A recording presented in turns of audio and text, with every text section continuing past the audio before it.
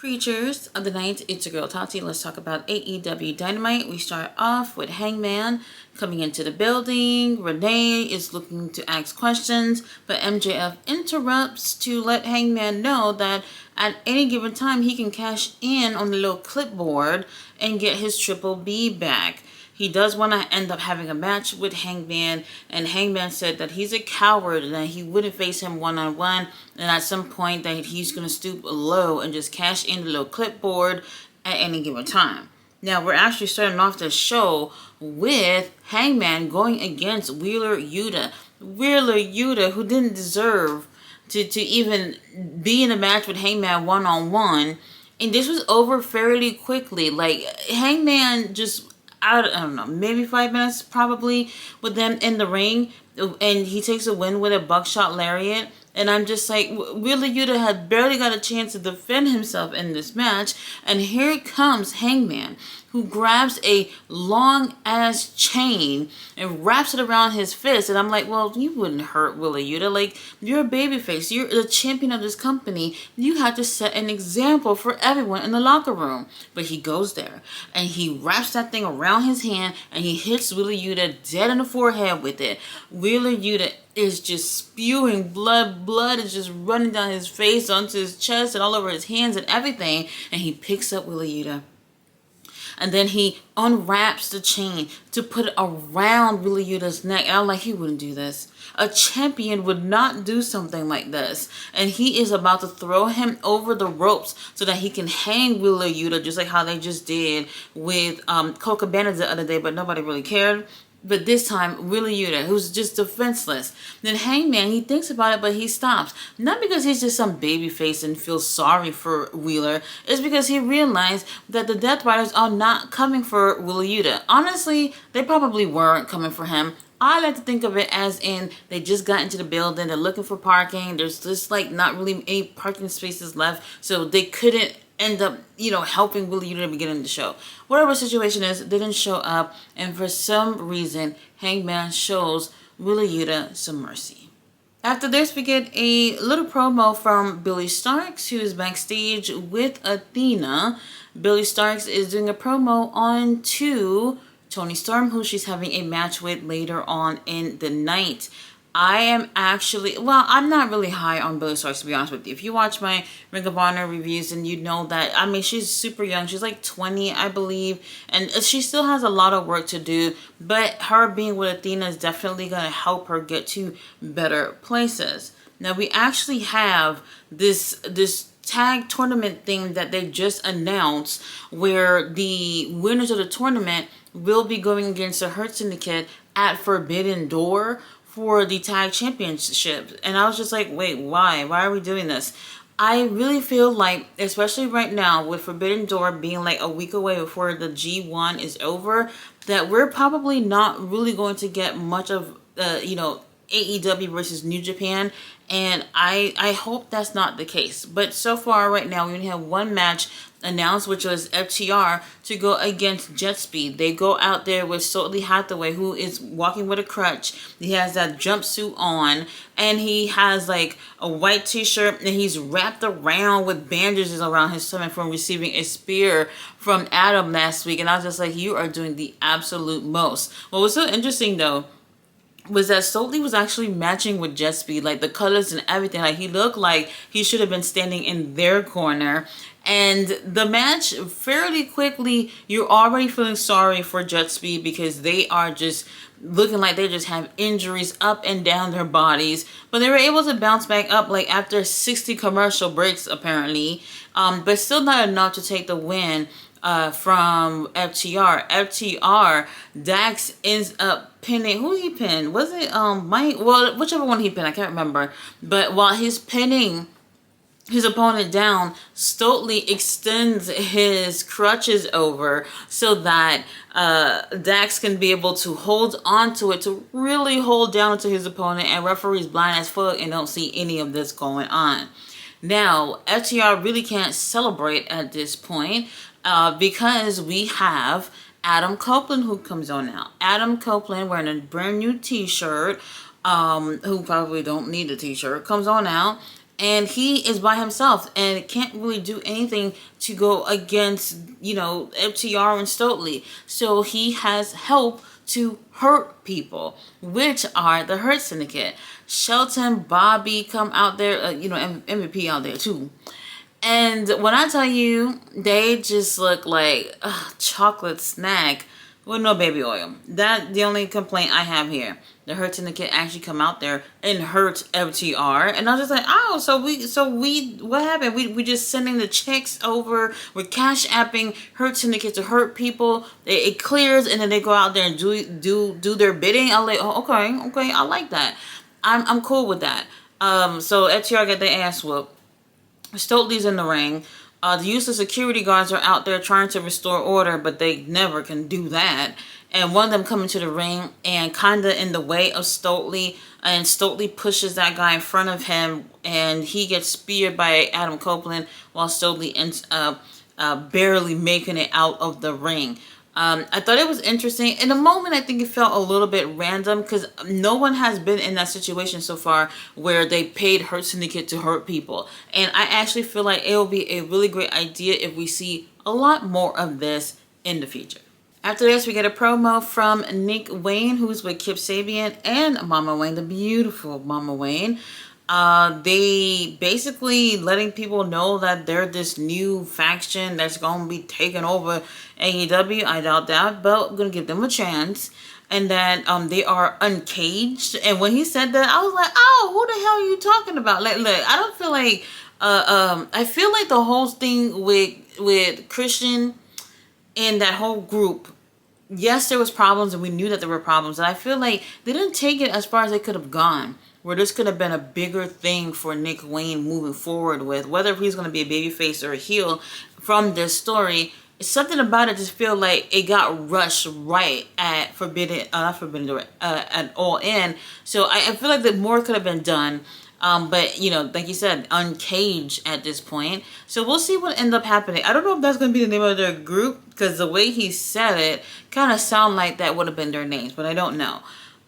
They do show Will Ospreay coming into the building, and William is not looking good. I was like, baby, you always look like not that great, but this time you look like something is going on. Before we can hear from William, we end up getting a promo from Jon Moxley. Jon Moxley doesn't look like he's finished with Hangman, and basically saying like by the end of the night, they're gonna make an example out of him or some shit like that. Whatever the situation is. So I'm anticipating to see Jon Moxley get his hands on Hangman before the night is over. Now, we're back from commercial break, and then William comes out there, and he looks horrible. I was like, let me just sit down and wait to hear bad news. And he does give us, I guess you could say bad news.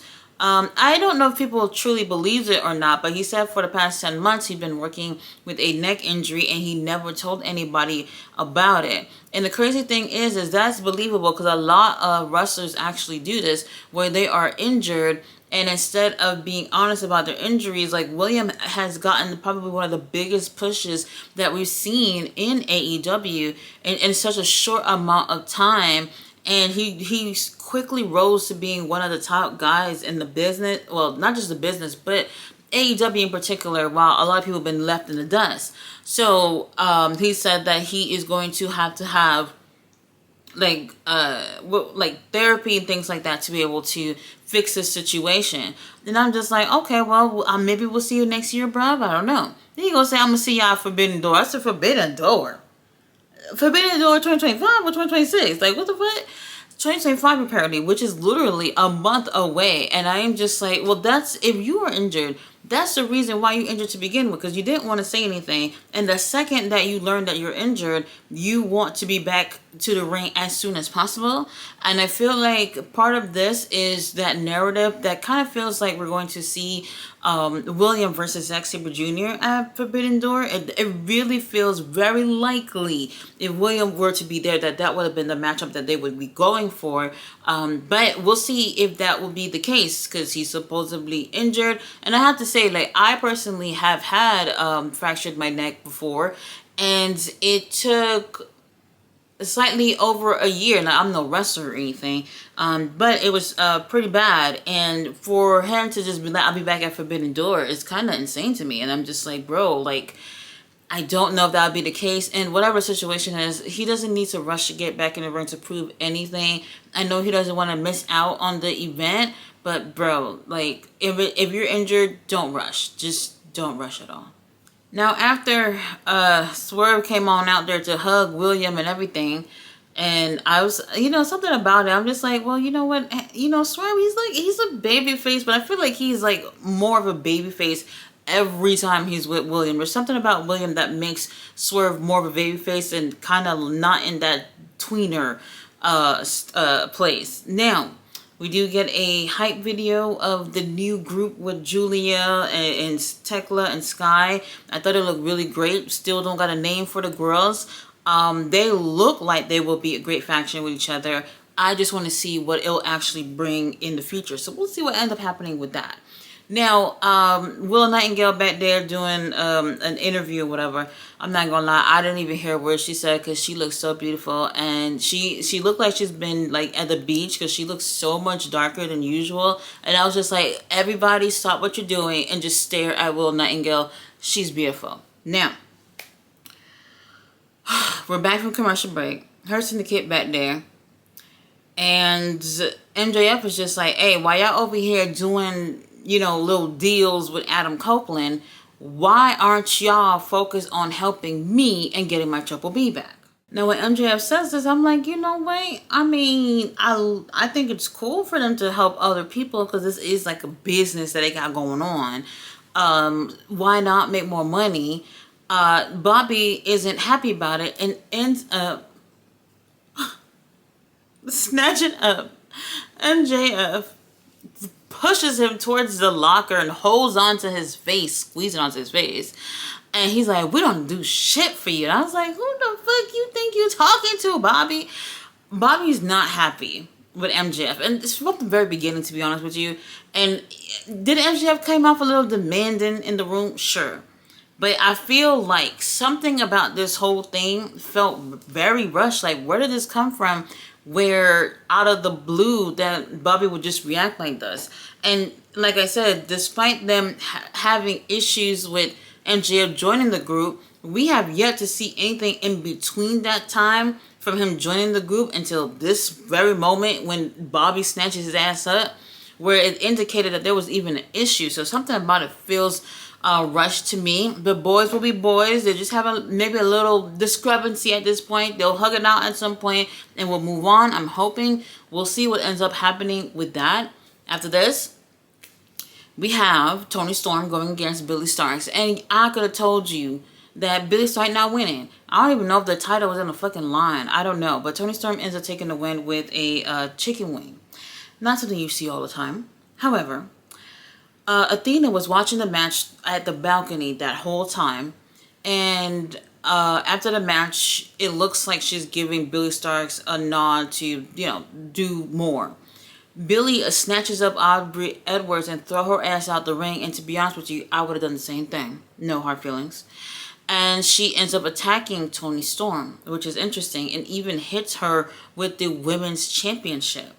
And Toni Storm is knocked out. And at this point, Athena's like, you know what? Maybe I can whoop her ass a little bit more before I end up snatching the women's title. So she gets down from the balcony and she gets in there and she is really, really hurting our champion who doesn't deserve this, apparently. And we do have Alex Windsor who comes out to save Toni Storm right before Athena can cash in. You know what I find very interesting is that when they do stuff like this and someone help, they always help before they can cash in. If they end up signing that little contract in the bank thing, whatever it's called, then they signed it and the bell rings, then they will lose their opportunity if you stop them from actually winning. Like, no one actually thinks of doing it this way so that they won't be able to try this again. I don't know what the situation is with that, but hey, Alex Windsor ends up coming out.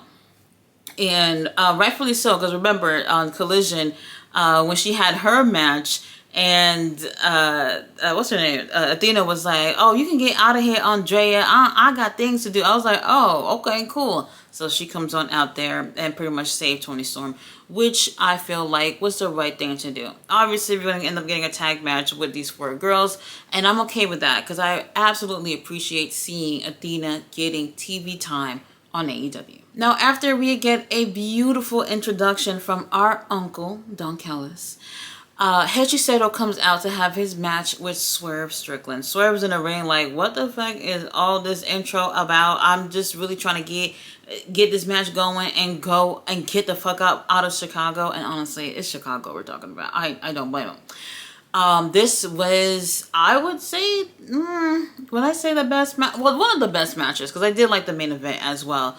I don't know. I feel like they've had a match before.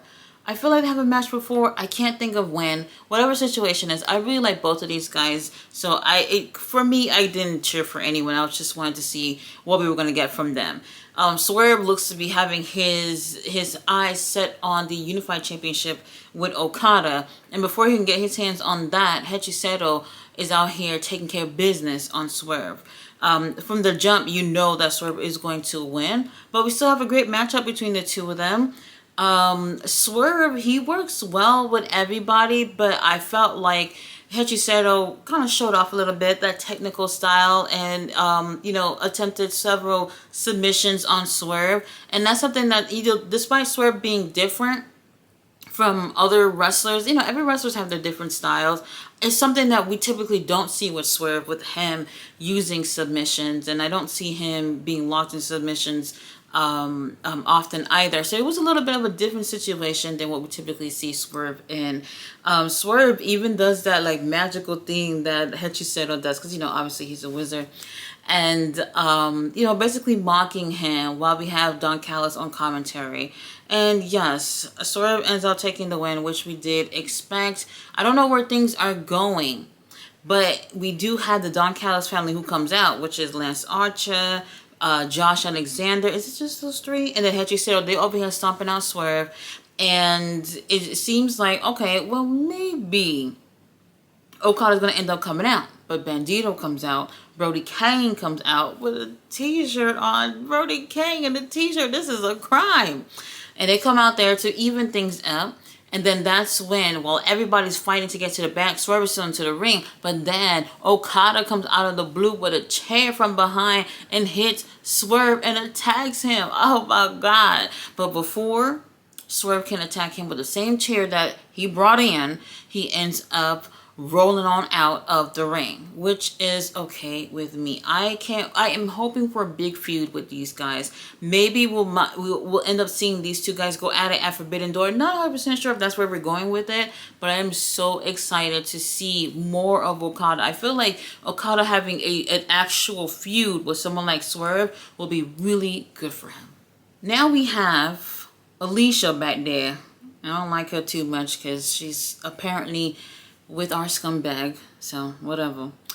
And she's back there with Gates of Agony, who are now GOA. So I guess that's the new name of the group, and Ricochet.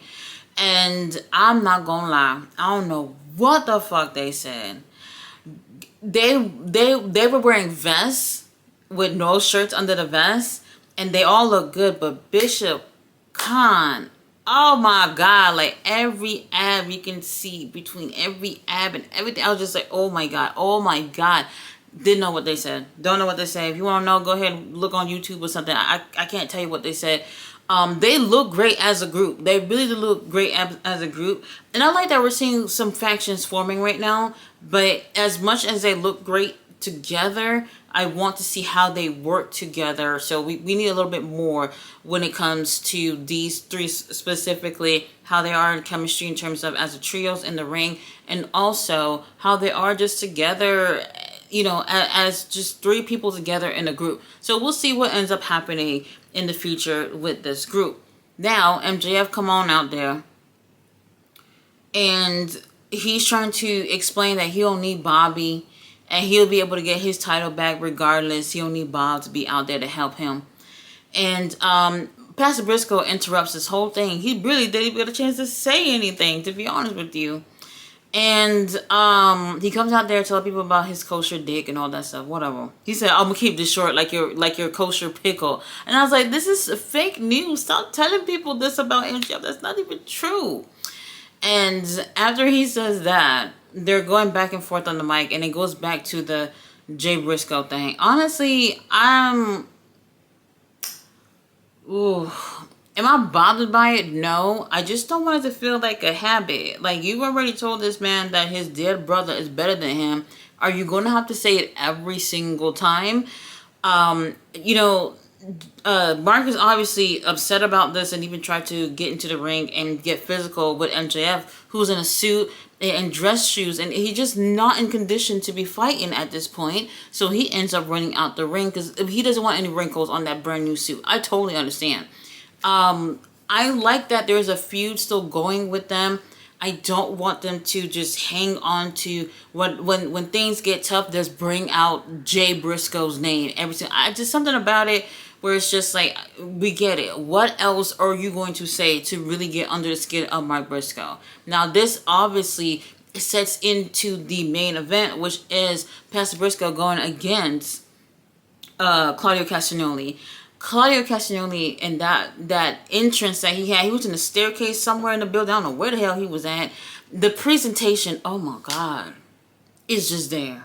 He comes on out there and people are booing, but you look at this man and you're just like, how are you booing? I get it. I know why they're booing, but he looks like $1,000,000. Everything about him just screams world champion. At least to me. I don't know about how y'all feel about it, but he just screams world champion. That entrance and him coming out to the ring, everything about it was just amazing. And then he takes his jacket off, and you can really see how just lovely his butt look in them pants. And he gets in there and take care of Pastor Briscoe.